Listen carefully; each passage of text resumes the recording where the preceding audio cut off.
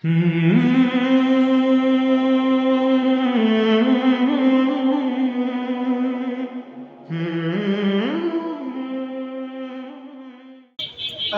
عليكم ورحمة الله وبركاته. إن الحمد لله وحده والصلاة والسلام على من لا نبي بعد أما بعد أعوذ بالله من الشيطان الرجيم بسم الله الرحمن الرحيم الله الذي خلقكم من ضعف ثم جعل من بعد ضعف قوة ثم جعل من بعد قوة ضعفا وشيبا يخلق ما يشاء وهو العلي القدير. وقال النبي الكريم صلى الله عليه وسلم في الحديث المبارك اغتنم خمسا قبل خمس سببك قبل حرامك. وقال النبي الكريم صلى الله عليه وسلم في الحديث الآخر لا تزول قدم عبد يوم القيامة حتى يسأل عن خمسة عن سببه فيما أبلغ. সম্মানীয় শ্রোতা মণ্ডলী, যাবতীয় প্রশংসা গুণগান হামদ সানা সেই মহান স্রষ্টা আল্লাহ পাক রব্বুল ইজ্জতের জন্য, যে মহান রব্বুল আলামিনের অশেষ রহম ও কৃপায় আমরা আসরাতুল মুস্তাকিম কনফারেন্সের আয়োজন করেছি এবং আলহামদুলিল্লাহ খুবই সফলতার সহিত এতক্ষণ পর্যন্ত পরিচালিত হচ্ছে। আল্লাহ তাআলার সংক্ষিপ্ত প্রশংসা সকলেই বলি আলহামদুলিল্লাহ। তারপরে পরেই আমাদের আন্তরিক ভক্তিপূর্ণ দরুদ ও সালাম প্রেরিত হোক সেই রাসূল করিম সাল্লাল্লাহু আলাইহি ওয়াসাল্লামের উপর, তিনি সদা সর্বদা এটাই চিন্তা করেছেন, ভেবেছেন উম্মতি উম্মতি অর্থাৎ আমরা কিভাবে ইহজগৎ এবং পরজগতে সাফল্য মণ্ডিত লাভ করব। সে রাসূল করিম সাল্লাল্লাহু আলাইহি ওয়াসাল্লামের উপর বর্ষার বৃষ্টি নিয়ে মুষলধারে বর্ষণ হোক। সকলেই পবিত্র সম্মান নিয়ে বড় করে বলি আল্লাহুম্মা আমিন, আল্লাহুম্মা সাল্লি আলাইহি, আল্লাহুম্মা বারিক আলাইহি। সম্মানীয় সুধী, আপনারা বিজ্ঞাপনের মাধ্যমে জানতে পেরেছেন আসরাতুল মুস্তাকিম কনফারেন্সে আমার টপিক বা বিষয় হলো দিন প্রতিষ্ঠায় যুব সমাজের ভূমিকা, the role of youth in establishing religion. আল্লাহ তাবারাক ওয়া তাআলা আল কোরআনুল কারীম সূরা নম্বর 30 আয়াত নম্বর 54 আল্লাহ তাআলা একটা মানবের জীবনের হোল লাইফকে তিন ভাগে ডিভাইডেড করেছেন, তিন ভাগে ভাগ করেছেন। আল্লাহ তাআলার ভাষায় তিনি বলেন আল্লাহুল্লাযী খালাকা মিন যাফিন, আল্লাহ হলেন সেই স্রষ্টা, সেই ক্রিয়েটর যিনি তোমাদেরকে দুর্বল অবস্থায় সৃষ্টি করেছেন। সুম্মা জাআলা মিন যাফিন কুওয়াতান, এবং এই দুর্বল থেকে তোমাদেরকে শক্তি দিয়েছেন। সুম্মা জাআলা মিন কুওয়াতিন যাফান ওয়া শাইবা, এবং আবার এই শক্তি সামর্থ্য থেকে তোমাদেরকে দুর্বল এবং বার্ধক্যে পৌঁছেছেন। আল্লাহু ইয়াখলুকু মা ইয়াশা, হি ক্রিয়েটিভ, সে তৈরি করেন কি উইশেস, সে যা চায়। অতএব আল্লাহ তাআলা একটা মানবের জীবনের যদি 60 বছর জীবনকে আমরা পর্যালোচনা করি, একটা মানুষের যদি 60 বছর জীবনকে আমরা নিই, কারণ আল্লাহ রাসূল সাল্লাল্লাহু আলাইহি ওয়াসাল্লাম বলছেন আমার উম্মতি বাইনা 60 ইলা 70, আমার উম্মতের অর্থাৎ উই অল, আমরা সকলে our average age will be 60।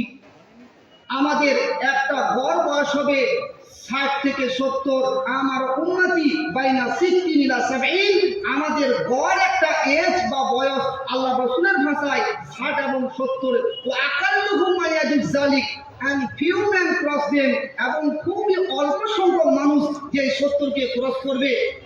আমরা আমাদের সমাজকে যদি পরিচালনা করি এবং কোনো সার্ভে করি কোনো ব্যক্তিকে নিয়ে, দেখবেন 70 অপরের মানুষ খুবই কম সংখ্যক পাওয়া যাচ্ছে। এটা আল কোরআনুল কারীম, আপনি সূরা রুম 54 নম্বর আয়াতে দেখবেন 30 নম্বর সূরা, আল্লাহ তাআলা আমাদের একটা হোল লাইফের একটা ঢাঁচা আমাদের তৈরি করে দিয়েছে। এখন আমার প্রশ্ন হলো, এখানে আল্লাহ তাআলা আমাদের লাইফের দুটি সময়কে ওয়াফ অর্থাৎ উইকনেস, দুর্বল বলে আমাদেরকে আখ্যায়িত করলেন। অর্থাৎ আমরা যখন বাচ্চা অবস্থায় থাকি তখন আমাদেরকে দুর্বল বলা হয়, এবং আমরা যখন ক্রস 40 যখন 40 আমরা ক্রস করি তখন আমাদেরকে দুর্বল বলেছেন আল্লাহ তাআলার ভাষায় এবং বার্ধক্যের ভাষায়। আমার ভাষা না, আমি শুধু জাস্ট ট্রান্সলেট করছি আল্লাহর ভাষাটাকে। এখন আমাদের যৌবন কাল যেটা যেটা আমার বিষয়, দিন প্রতিষ্ঠায় যুব সমাজের ভূমিকা, এই যৌবন কালটাকে নির্ধারণ করতে গেলে একটা রূপাশ্রীদের বড় ব্যাখ্যা সংক্ষিপ্ত ভাষায় হলো, যৌবন কাল একটা মানুষের 15 থেকে নিয়ে 40 পর্যন্ত, এই যে 25 ইয়ার্স উই আর ইউথ, এই 25 বছর বয়স আমরা কি করি, যুবক থাকি। এটা শরীয়তের মানদণ্ডে, আমার মানদণ্ডে না। এবং আপনি বর্তমান সার্ভে অনুযায়ী দেখবেন এই 40 বছরকেই যৌবনকাল বলা হয়েছে। 40 যখন আমরা ক্রস করি তখন আমরা বার্ধক্যের দিকে উপনীত হই। এই যৌবনকালটি মানুষের জীবনে সবচেয়ে শ্রেষ্ঠ সময় বা সম্পদ। এ সময় মানুষের মাঝে বহুমুখী প্রতিভা সমাবেশ ঘটে। যৌবনকালে মানুষের চিন্তা শক্তি, ইচ্ছা শক্তি, মনোশক্তি, কর্মশক্তি, কাজ করার যে কাজ, এই চিন্তা বেশি আসে।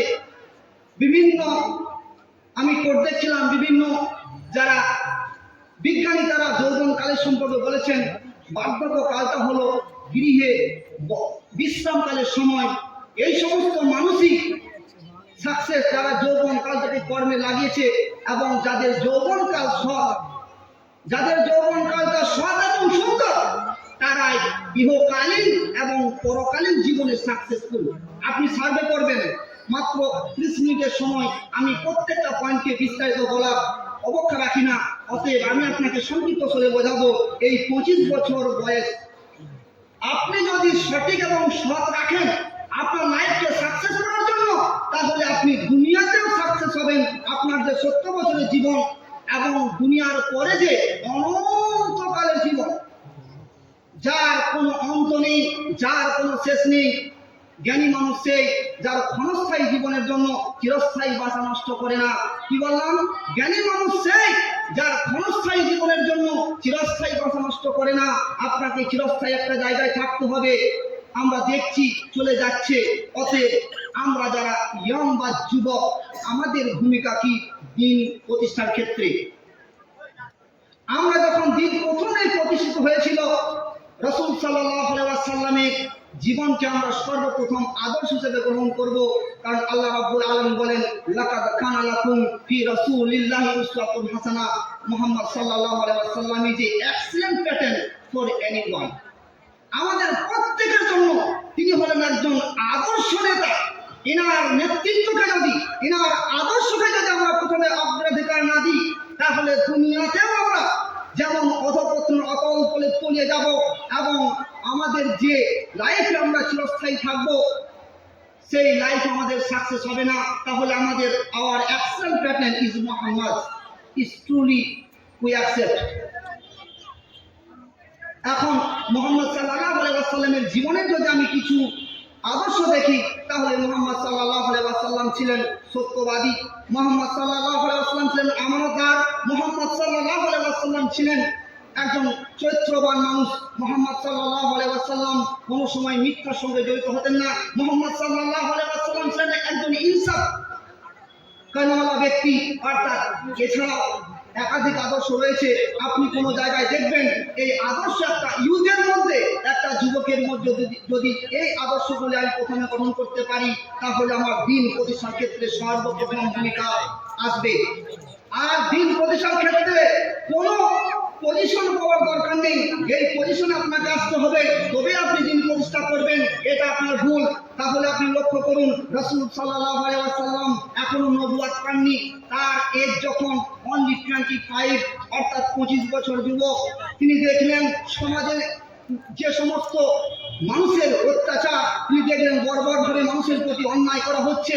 বাইরে থেকে কেউ ব্যবসা বাণিজ্য করতে আসছে তাদের প্রতি নির্যাতন করা হচ্ছে, কেউ ইবাদতের জন্য আসছে তাদের মাল সম্পত্তি কেড়ে নেওয়া হচ্ছে, তাদের মাল চুরি করে নেওয়া হচ্ছে। এইভাবে অত্যাচারের দিকে তখন তিনি পর্যবেক্ষণ করলেন।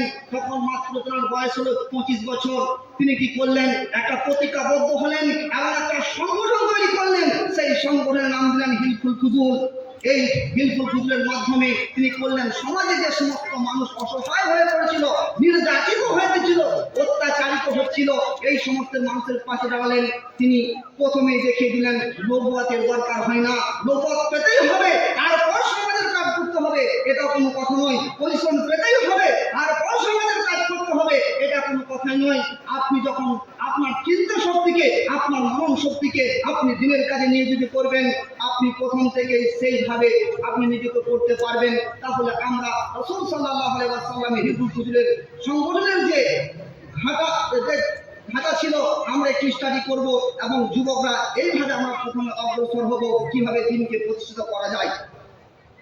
আমাদের দিন প্রতিষ্ঠার ক্ষেত্রে আমরা যারা ইন্ডিয়ান, আমি এটা অনেকবার, এটা বড় একটা হিস্ট্রিক্যাল ঘটনা, যেটা বলতে গেলে দীর্ঘ সময় প্রয়োজন।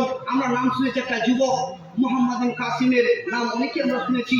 এই যে ভারতে আমরা আজ ইসলামকে বিস্তারিত করছি, আমার তথ্য মতে এবং আমি যত স্টাডি করেছি, আমার তথ্য মতে সর্বপ্রথম যিনি ইসলামকে প্রসার এবং প্রচার করেছিলেন তিনি ছিলেন মোহাম্মদ বিন কাসিম। এর ইতিহাস যদি আপনি শোনেন, মোহাম্মদ বিন কাসিম যখন উমাইয়া যুগে হাজ্জাজ বিন ইউসুফের পিরিয়ডে আমরা দেখেছি দেউলের রাজা দাহির শ্রীলঙ্কা থেকে আমাদের মুসলিম কিছু মহিলা যারা বিধবা হয়ে গেছিলেন এবং তাদের এতিম সন্তানদেরকে নিয়ে শ্রীলঙ্কার রাজা দুই জাহাজ কি করলো, স্বর্ণ মুদ্রা দামি দামি জিনিস দিয়ে তাদেরকে আরবে যখন পাঠাচ্ছিল, এই সময় ভারতের দেউলের রাজা দাহির জানতে পারলো আরবের সুন্দরী রমণীরা এই জাহাজে যাচ্ছে এবং তাদের কাছে মূল্যবান সম্পত্তি আছে। তারা কি করলেন, সর্বপ্রথম লম্বা ঘটনা, সেই জাহাজকে তারা ক্যাপচার করলো, হাইজ্যাক করে নিল এবং দেউলে তাদেরকে বন্দি করলো। এই সময় আরবের অন্য সাইডে যুদ্ধ চলছিল, সেরকম সৈন্য ছিল না। হাজ্জাজ বিন ইউসুফ তিনি খলিফাকে চিঠি লিখলেন, আমাকে একটা লিডার দিন যার মাধ্যমে ভারতে আক্রমণ করতে পারবো এবং আমাদের ওই সমস্ত বিধবা মহিলাদেরকে কি করতে পারবো, আনতে পারবো। চিঠি লেখার সঙ্গে সঙ্গে খলিফা কি করলেন, একটি লিডারকে পাঠালেন। হাজ্জাজ বিন ইউসুফ তখন আপনারা সম্পর্কে শুনেছেন, তিনি খুব নিষ্ঠুর এবং কঠোর মানুষ ছিলেন, খুবই শক্তভাবে উমাইয়া খলিফাকে প্রতিষ্ঠিত করেছিলেন। তিনি একটা ম্যাপ দেখছিলেন, যে ম্যাপটা ওনার মাথায় আসছিল না। তখন তিনি বললেন আমি আসবো। তখন দেখলেন যে একটা মাত্র 16 এবং 17 বছরের, 17 বছরের এজকে বলা হয়েছে, 17 বছরের মাত্র এই যুবকে যৌবনে পদার্পণ করেছে, এরকম একটা ছেলে এসে দাঁড়িয়ে। তখন বললো কে তুমি? বললো আমাকে খলিফা পাঠিয়েছে। বলছে কেন? বললো আপনি যে চেয়েছেন একটা লিডার, সেই লিডার হিসেবে আমরা পাঠানো হয়েছে। বলছেন আমি একটা চেয়েছিলাম অভিজ্ঞ লিডার, আর মাত্র 17 বছর একটা ছেলেকে পাঠানো হয়েছে। এই ঘটনা দেখা যাবে তিনি যে ম্যাপটা বুঝছিল তিনার মাথায় এখন ঢুকেনি। ওই 17 বছরের মোহাম্মদ বিন কাসিম তাকে ম্যাপটাকে 5 মিনিটের মধ্যে এমন সুন্দর করে জিওগ্রাফি দিক দিয়ে তাকে বোঝালেন, তিনি হতবাক হয়ে গেলেন এবং তাকে দিয়ে মোহাম্মদ বিন কাসিমকে আমাদের ভারতে পাঠানো হয়েছিল। এবং আমরা অবশ্যই যেটা জানতে পারি, সেই সময়ে প্রায় এইখানে মাত্র 12,000 সৈন্যদের পাঠানো হয়েছিল, কিন্তু দেউলে যখন আক্রমণ করে সেই সময় প্রায় লক্ষাধিক 7 লক্ষাধিক সৈন্য নিযুক্ত হয়ে গেছিল। শুধু তার ক্যারেক্টারের মাধ্যমে, তার যৌবন কালটাকে এমনভাবে কাজে লাগিয়েছিল দিনের ক্ষেত্রে, তিনি দেখা অবশেষে তিনি লক্ষাধিক সৈন্য নিয়ে এই ভারতে দিন প্রতিষ্ঠা করেছিলেন। এবং শেষ অবধি যখন এখন বর্তমানে মুলতান পাকিস্তানে গিয়েছিল, সেই সময় ওখানে খলিফা চেঞ্জ হয়ে যায় এবং সুলাইমান খলিফা হলে ওনাকে পদচ্যুত করেন এবং চারিদিকে তখন ইসলামকে ছড়িয়েছিল। এরকম যুবক আপনাকে হতে হবে দিন প্রতিষ্ঠার ক্ষেত্রে। সম্মানিত উপস্থিতি, আমি দিন প্রতিষ্ঠার ক্ষেত্রে আমার নাম শুনেছি বিলাল রাদিয়াল্লাহু আনহু। ছিল না? বিলাল রাদিয়াল্লাহু আনহু যখন দিন প্রতিষ্ঠার ব্যাপারে জানতে পারলেন যে মুহাম্মদ সাল্লাল্লাহু আলাইহি ওয়াসাল্লাম বলে একজন নবী এসেছেন, এই নবী একটা দিনের দাওয়াত দিচ্ছেন, যে দিনে তিনি বলতে চাচ্ছেন লা ইলাহা ইল্লাল্লাহ, there is no God but Allah. এই কথা যখন তিনি শুনতে পারলেন, তখন কি করলেন, তিনি তাওহীদের সূরা পান করলেন। তিনি একজন যুবক, এই যুবক তিনি ইসলামকে প্রতিষ্ঠা করার জন্য নিজে প্রথমে ইসলাম ধর্ম গ্রহণ করলেন। যখন ইসলাম ধর্ম গ্রহণ করলেন, তখন তার মালিক, তার মলিক, তিনি একজন গোলাম ছিলেন। এই গোলাম হওয়ার কারণে তার মালিক তাকে কি করলেন ধরলেন, ধরার পর তার দু পায়ে দুটি রশ্মি বেঁধে দিল, দড়ি বেঁধে দিল। দড়ি বেঁধে দেওয়ার পর দুটি সবল শক্তিশালী উটকে আনা হলো। উটকে আনার পর ওই উটের দুটি উটের মধ্যে দুটি দড়ি বেঁধে দেওয়া হলো এবং বিলাল রাদিয়াল্লাহু আনহুকে ছেঁটাতে ছেঁটাতে মাটিতে নিয়ে যেতে লাগলো। আর ঘোরাতে আর উটগুলো দৌড়াতে লাগলো। দৌড়াতে দৌড়াতে যখন ততক্ষণ পর্যন্ত ছাড়লো না যতক্ষণ না উটগুলো ক্লান্ত হয়ে গেল। এমন অবস্থায় বিলাল রাদিয়াল্লাহু আনহু এই পিঠগুলো রক্তে রক্তাক্ত হয়ে গেছে, এগুলো ছিঁড়ে সব রক্ত বার হচ্ছে। এরকম একটা যুবককে তখন খোলা হলো দড়ি থেকে খোলার পর ওই সময় মরুভূমির উত্তপ্ত গরম বালুর মধ্যে তাকে শায়িত করে দেওয়া হলো, শুয়ে দেওয়া হলো। শুয়ে দেওয়ার পর তার বুকের মধ্যে একটা বড় পাথর চাপিয়ে দেওয়া হলো। পাথর চাপানোর পর তাকে বলা হলো, হে বিলাল, তুমি যে ধর্ম ধারণ করেছো, তুমি যে ধর্ম গ্রহণ করেছো, সেই ধর্মকে পরিত্যাগ করো, সেই ধর্মকে তুমি ছেড়ে দাও, না হলে তোমার প্রতি আরো কঠোর নির্যাতন করা হবে। আমরা জানি ওই যুবকের ঘটনা। ওই সময় বিলাল রাদিয়াল্লাহু আনহু একটাই কথা বলেছিলেন, আহাদ আহাদ আহাদ, আল্লাহ এক, আল্লাহ ইসমান, আল্লাহ ইসমান, আল্লাহ এক। আমি যে ধর্ম ত্যাগ করেছি, একবার ধারণ করার পর সেখান থেকে ফিরে আসার কোনো অপশন থাকে না। আমি এক আল্লাহকে কি করেছি, গ্রহণ করে নিয়েছি। সম্মানীয় উপস্থিতি, আমাদের যুবকদের জন্য, আমাদের জন্য উপমা হলো, আদর্শ হলো বিলাল রাদিয়াল্লাহু আনহু দিন প্রতিষ্ঠার ভূমিকা। তিনি কিভাবে নিজের দিনকে প্রতিষ্ঠা করলেন এবং পরবর্তীতে ইসলামের বিভিন্ন যুদ্ধে গিয়ে শরীক হয়েছিলেন, তার ইতিহাস একটু স্টাডি করা সম্পূর্ণ বলার সময় থাকে না। সম্মানীয় উপস্থিতি, আমরা যুবক, আমাদের জন্য উপমা কি? আমরা বর্তমান সমাজে যে যুবক রয়েছি তাদের একটু বলি। আমরা বর্তমান যে যুবক তাদের কাজ কি? আমরা আমাদের লাইফটাকে বুঝতে পারিনি। আমরা যুবক যে আমরা কত শক্তিশালী, আমাদের মধ্যে কত শক্তি আছে, কত সাহস আছে, যদি আমরা একটু অনুভব করতাম। আমাদের জীবনটাকে শেষ করে দিলাম। আল্লাহ রাব্বুল আলামিন আমাদের এই কালটাকে, রব্বুল আলামিনের নবী আমাদের কালটিকে বলেছেন, ইকতানিন খামসান কাবলা খামসিন। হে যুবক, তুমি শুনে নাও, আল্লাহ রাসূল সাল্লাল্লাহু আলাইহি ওয়াসাল্লাম বলেছেন, ইকতানিন খামসান কাবলা খামসিন। তোমার লাইফে, তোমার জীবনে পাঁচটা জিনিস আসার পূর্বে তুমি পাঁচটা জিনিসকে মূল্যায়ন করবে, পাঁচটা জিনিসকে সঠিকভাবে ব্যবহার করবে, না হলে তোমার লাইফটা কি হবে, বৃথা হয়ে যাবে, নষ্ট হয়ে যাবে। দুনিয়ায় নষ্ট হবে, আখিরাত নষ্ট হবে, সব কিছু নষ্ট হয়ে যাবে। পাঁচটা জিনিসকে আসার পূর্বে পাঁচটা জিনিসকে তুমি মূল্যায়ন করো। তার মধ্যে এক নম্বর হলো সাবাবাকা কাবলা হারামিক। তুমি এখন যুবক, তোমার যৌবন আছে, তোমার শক্তি আছে, তোমার সাহস আছে, তোমার মনে বল আছে, তোমার কর্ম করার ক্ষমতা আছে। ইউ আর ইউথ নাও। তোমাকে আল্লাহ রাব্বুল আলামিন বলছেন, ইগতানিন খামসান কাবলা খাম সাবাবাকা কাবলা হারামিক। তোমার যৌবন কালটাকে কি করো, মূল্যায়ন করো, যৌবন কালটাকে গুরুত্ব দাও। কাবলা হারামিক, তোমার বার্ধক্য আসার পূর্বে, তোমার ওল্ড এজ আসার পূর্বে, তুমি যখন বৃদ্ধ হয়ে যাবে তার আসার আগে পূর্বে তুমি তোমার যৌবন কালটাকে গুরুত্ব দাও। সম্মানীয় উপস্থিতি, আমি আপনি যদি আমার যৌবন কালটাকে, আপনার যৌবন কালটাকে যদি কাজে লাগাই, তাহলে কি হবে? আল্লাহ রাসূল সাল্লাল্লাহু আলাইহি ওয়াসাল্লাম বলছেন, সাবাতুন ইযিল্লুহুমুল্লাহু ফি যিল্লিহি ইয়াওমা লা যিল্লা ইল্লা যিল্লুহু। কাল কিয়ামতের মাঠে যখন কোনো ছায়া থাকবে না, যার নো শ্যাডো, কোনো ছায়া থাকবে না, শুধু আল্লাহ তাআলার কিছু বিশেষ ছায়া থাকবেন। সেই সময় যদি আমি কি করি, আমার যৌবন কালটাকে হেফাজত করি, তাহলে আমার কি হবে? আল্লাহ তাবারক ওয়া তাআলা একটা বিশেষ ছায়া দিবেন। এখানে 7 প্রকার মানুষের কথা বলেছেন। 7 প্রকারের মধ্যে 7 প্রকারই যুবক হতে পারে, নো ডাউট। 7 প্রকারই যুবক হতে পারে, কোনো সন্দেহ নেই। কিন্তু বিশেষ করে একটা যুবকের কথা বলেছেন। আল্লাহ রাসূল সাল্লাল্লাহু আলাইহি ওয়াসাল্লাম বলছেন, রাজুলুন দাআত ইমরাতুহু জাতু মানসাবিন ওয়া জামালি। এর মধ্যে এমন যুবক হবে যাকে একটা মহিলা কি করবে, দাআতু ইমরাতুন, একটা মহিলা তাকে ডাক দিবে। কিভাবে ডাক দিবে? সোশ্যাল মিডিয়ার মাধ্যমে ডাক দিবে, আপনাকে ইনস্টাগ্রামের মাধ্যমে ডাক দিবে, আপনাকে ফেসবুকের মাধ্যমে ডাক দিবে, আপনাকে হোয়াটসঅ্যাপের মাধ্যমে ডাক দিবে, আপনাকে স্ন্যাপচ্যাটের মাধ্যমে ডাক দিবে, আপনাকে শেয়ার চ্যাটের মাধ্যমে ডাক দিবে, ডাকবে, এসো। কেমন মহিলা? জাত মানসাবিন ওয়া জামালিন, একটা উচ্চ বংশের এবং beautiful lady will call you, আপনাকে ডাকবেন। একটা উঁচু বংশের মহিলা, সুন্দরী মহিলা আপনাকে ডাক দিবে, আপনি যুবক, এসো আমার কাছে কুকর্ম করার জন্য। আপনি যদি রিপ্লাই, আপনি রিপ্লাই যদি দিতে পারেন ইন্নী আখাফুল্লাহ, আমি আল্লাহকে ভয় খাই, আমি তোমার সোশ্যাল মিডিয়ার মাধ্যমে সামনাসামনি কোনো ডাক শুনবো না, এভাবে যদি আপনার যৌবনটাকে কাজে লাগাতে পারেন, তাহলে আল্লাহ রাব্বুল আলামিন নবী বলছেন কাল কিয়ামতের দিনে আপনি বিশেষ ছায়া পাবেন। সম্মানীয় উপস্থিতি, আপনার মনে হয় না বর্তমান যুগে কোনো মেয়ে, কোনো লেডি যদি আপনাকে ডাকে আর আপনি কি করবেন, তাকে ইগনোর করবেন? It's very difficult. সত্যি খুব কষ্টকর মনে হয়। একজন ডাক্তার কথা বলবো না, এটা হয় শুধু লিখ দিলেই হলো, আমি যেন আরো আগিয়ে যাব।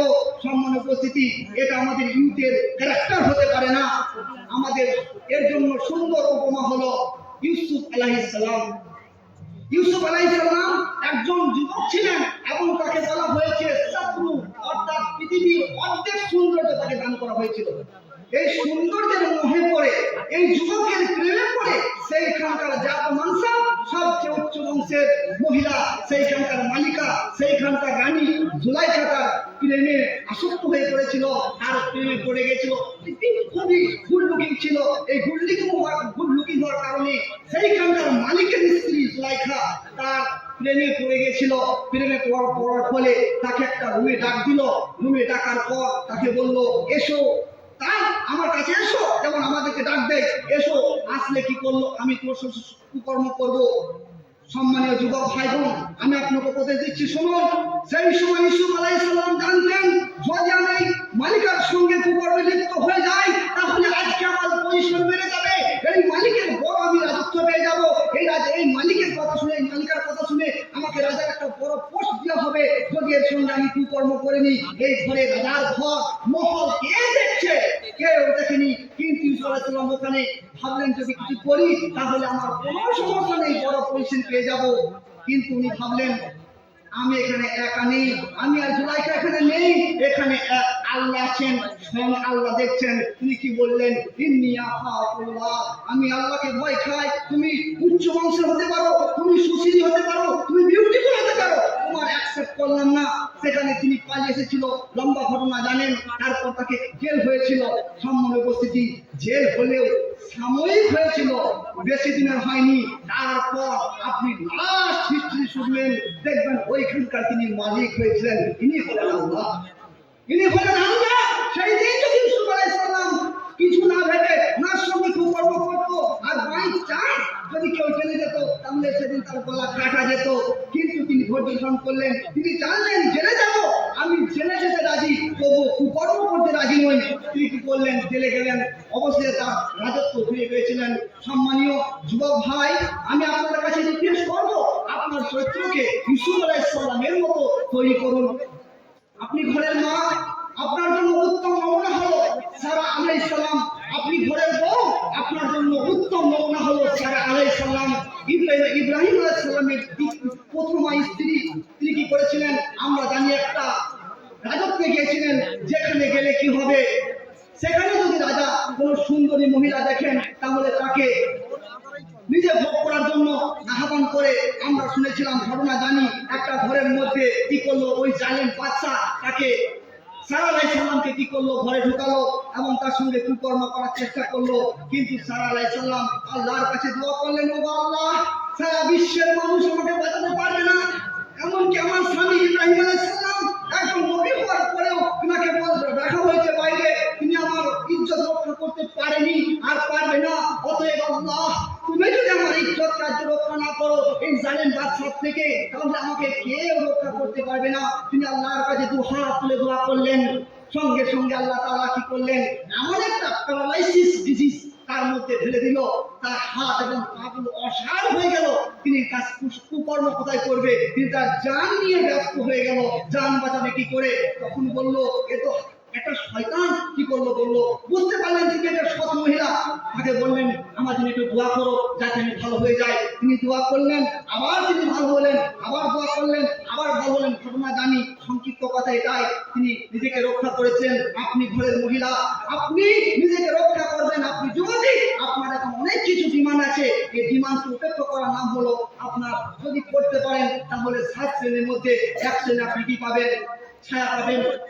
আল্লাহ রাসূল সাল্লাল্লাহু আলাইহি ওয়াসাল্লাম অন্য হাদিসের মধ্যে বলছেন, লা তাযুলু কাদাম আবদিন হাত্তা ইউসালাম খামসা, কাল কিয়ামতের মাঠে আপনাকে জিজ্ঞাসিত করা হবে 5টা প্রশ্ন।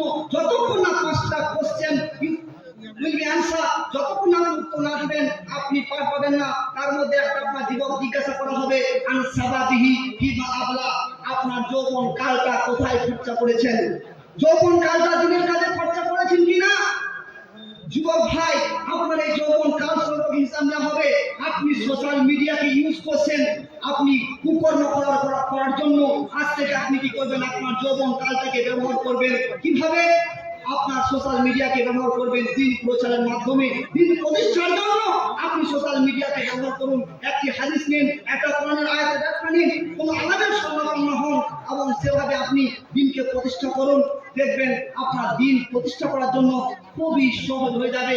কারণ এই কালটার হিসাব আপনাকে কাল কিয়ামতের দিনে দিতেই হবে। প্রথম নম্বরে বলা হয়েছে আন সাবাবিহি ফিমা আবলা, আপনার যৌবন কালটা আপনি কোথায় খরচা করেছেন তার হিসাব দেওয়া হবে। এর কারণ হলো আল্লাহ তাআলা কোরআনে বলেছেন যে দুবার হলো তোমার দুর্বল শক্তি, অর্থাৎ যা তুমি দুবার বাচ্চা অবস্থায় আর বার্ধক্য, এর হিসাব আপনার নেওয়া হবে না। কেন নেওয়া হবে না? বাচ্চা অবস্থা আল্লাহ রাসূল সাল্লাল্লাহু আলাইহি ওয়াসাল্লাম বলেছেন মুখিয়াল কালাম সালাস, 3 জনের গুনাহ লেখা হয় না। তার মধ্যে একটা সাবি হাত্তা ইয়াহতালিমা, একজন বাচ্চা যতক্ষণ না সে যৌবনে পৌঁছাবে ততক্ষণ তার গুনাহ লিপিবদ্ধ হয় না। আর বার্ধক্য চলে গেলে আপনার কি হবে না, আপনার গুনাহ লিপিবদ্ধ করা হবে না। আপনাকে একটা থিওরি আমি বলে দিই, যদি আপনি আপনার যৌবন কালটাকে কাজে লাগান তাহলে কি হবে। মাস্টার সাহেব এখানে বসে আছেন, তিনি একজন স্কুল টিচার।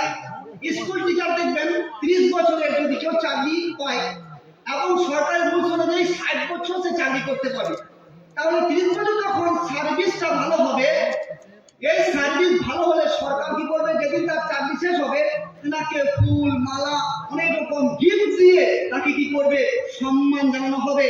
এবং সরকার বলবেন দেখো বাবু, তুমি 30 বছর সরকারের জন্য দিয়েছো, আজকের পর থেকে তোমাকে স্কুল আসতে হবে না, কোনো সাইন করতে হবে না, এরপর তুমি ঘরে বসে যাও। ঘরে প্রত্যেক মাসে তুমি যে স্যালারি পেতে সেই স্যালারির কিছু পার্সেন্ট কিছু কম করে তোমাকে মাসে মাসে দেওয়া হবে। এটাকে বলা হয় যে আমাদের স্কুলে বসে যাওয়ার পর, স্কুল থেকে আসার পর আমাদেরকে পেনশন দেওয়া হয়, তা পেনশন সার্ভিস অ্যাসোসিয়েশন। অনুরূপ কোন যুবক যদি তার যৌবন কালটাকে ইবাদতের সঙ্গে যুক্ত করে, অর্থাৎ নামাজের সঙ্গে যুক্ত করে, রোজার সঙ্গে যুক্ত করে, দিনের কাজের সঙ্গে যুক্ত করে, ওই 40 বছর পর যখন সে নামাজ পড়তে যাবে কিন্তু রুকু ঠিক হবে না। নামাজ পড়তে যাবে একটা চেয়ার হায়ার করতে হবে, নামাজ পড়তে যাবেন সিজদা ঠিক করতে পারবেন না। আল্লাহ তাআলা ফেরেশতাকে বলবেন এর সার্ভিস লাইফ দেখো, সার্ভিসটা কেমন করেছিল। এর যৌবন কালটাকে দেখা হবে, যদি যৌবন কালে ঠিকভাবে নামাজ পড়েছে আল্লাহ বলবেন শুধু মসজিদে আছে যে ওর নেকি দিয়ে দে, এর সার্ভিসটা ভালো ছিল। যৌবন কাল ম্যাটার, আপনার ম্যাটার করবে যৌবন কালটা, তখন আর অতই ভালো দেখবেন না। আর আপনার যখন যৌবন কাল ছিল, আপনার শক্তি ছিল, সব কিছু ছিল, তখন আপনি দুনিয়ার জন্য ব্যস্ত ছিলেন। এখন আপনার যৌবন কাল শেষ, এখন আপনার দ্বারাই কোনো কাজ নেই। আপনার স্ত্রী মূল্যায়ন করে না, আপনার চাবি আপনার ছেলেরা কেড়ে নিয়েছে, আপনার ছেলেরা দাম দেয় না, তার লোকে দাম দেয় না, আপনার ইউআর রিজেক্টেড না, আপনার জীবনটা এখন বেকার, রিজেক্ট। এখন আপনি কি করবেন বললেন চলো কি কাজ, এখন মসজিদে চলে যাই, মসজিদে এসে গিয়ে বসি। সম্মানের উপস্থিতি, আল্লাহ তাআলা বলবেন যখন তোমার গোল্ডেন এজ ছিল, your golden age is use, তোমার যখন গোল্ডেন এজ ছিল তখন তুমি মূল্যায়ন করলে না, তখন তুমি আল্লাহকে চিনলে না, আর নাও ইউ আর রিজেক্টেড। এখন তোমার লাইফ তো হলো বেকার, বিপদ। কারণ তোমার স্ত্রীর কাছে তোমার মূল্য নেই, জিরো ভ্যালু। আপনার ছেলের কাছে মূল্য নেই, জিরো ভ্যালু। আপনার পাড়ার কাছে মূল্য নেই, জিরো ভ্যালু। এখন কি করবে? এখন কি মসজিদে ঢুকবেন? বেকার। ইসলামকে বুঝতে ভুল করেছেন, এখন ইসলাম বুঝেননি। ইসলাম ভালো করে স্টাডি করুন। আল্লাহ তাবারক ওয়া তাআলা আপনার 40-এর পরে দেখবে না, আর 15-এর নিচে দেখবে না। আল্লাহ নিজেই বলেছেন রুফিয়াল কালামুল সালাহ, 3 জনের গুনাহ আমি লিখি না। সম্মানের উপস্থিতি, আমি আপনাকে সংক্ষিপ্ত করে যেটা বোঝাতে চাচ্ছি সেটা হলো এই, আপনি এখন যুবক, আপনার সময়টা হলো অতি মূল্যবান। আপনি যুবতী, আপনার সময়টা হলো অতি মূল্যবান। এটাকে আপনি দিনের কাজে নিয়োজিত করুন, দিনকে প্রতিষ্ঠার কাজে নিয়োজিত করুন। যেমনভাবে মা আয়েশা রাদিয়াল্লাহু তাআলা যখন যুবতী হলেন 2210টি হাদিস মুখস্থ করে রাখলেন এবং আমাদেরকে বর্ণনা দিলেন। মা আয়েশার মতো চরিত্র আপনার চোখে আসে না?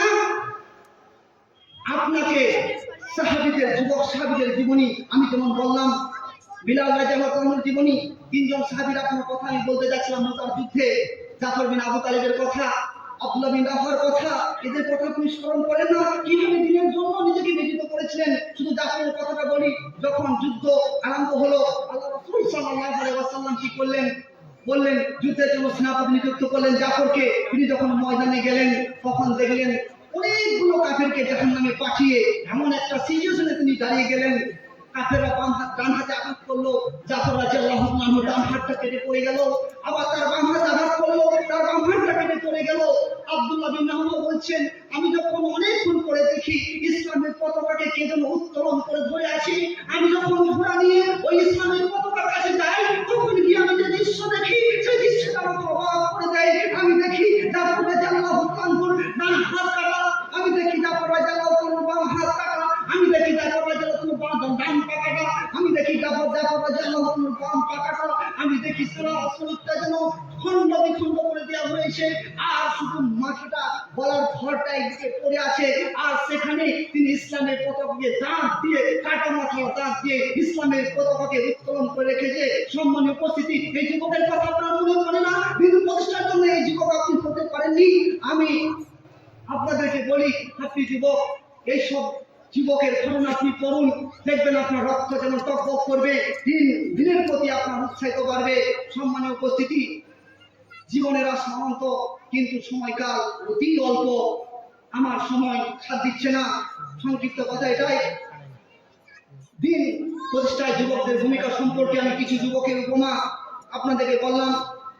রাসূল সাল্লাল্লাহু আলাইহি ওয়াসাল্লামের যৌবনকালে হিরকুল কুতুলের ঘটনা, মোহাম্মদ বিন কাসিমের ভারতের আক্রমণের ঘটনা, আপনাকে বিলাল রাদিয়াল্লাহু ইসলামের ঘটনা, আপনাকে জাফরের বলিদানের কথা আপনাকে শোনালাম, এবং ইউসুফ আলাইহিস সালামের চরিত্রের কিছু উপমা তুলে ধরলাম, এবং সারা আলাইহিস সালামের কিছু চরিত্রের কথা আপনাকে শোনালাম।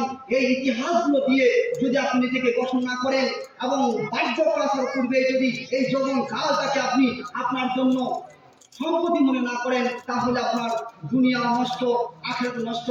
অবশ্যই আল্লাহ তাবারক ওয়া তাআলার কাছে দোয়া করি, ওগো আল্লাহ, যারা আমরা এখন যুবক আছি, আমাদের সকলকে আমাদের যৌবন কালটাকে দিনের কাজে লাগানোর তৌফিক দান করুন। আমিন, আল্লাহুম্মা আমিন।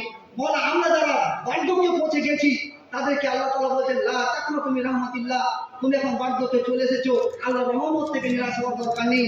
আপনি তওবা তাহলিল করুন এবং যতটাই পারেন দিনের যুবকদের সহযোগিতা করুন যাতে এই কাজটি করতে পারেন। যার একটা জ্বলন্ত উপমা হলো এই প্রোগ্রাম, দেখতে পাচ্ছেন এই পাড়ার যুবকদের মাধ্যমে আয়োজিত হচ্ছে। মাশাআল্লাহ, আলহামদুলিল্লাহ। এইভাবে প্রত্যেক পাড়ার যুবকরা যদি সচেতন হয়, তাহলে ইনশাআল্লাহ আমাদের সমাজকে আমরা চেঞ্জ করতে পারবো। আল্লাহর কাছে এটাই আশা রাখি, আমাদের যুবকরা এইভাবে দিনকে প্রতিষ্ঠা করবে এবং আমাদের সমাজকে বলবেন এই হিসেবে বানানোর চেষ্টা করবে। আল্লাহ তাআলা আমাদের সকলকে সেই তৌফিক দান করুন। আমিন, আল্লাহুম্মা আমিন। আসসালামু আলাইকুম ওয়া রাহমাতুল্লাহি ওয়া বারাকাতুহু।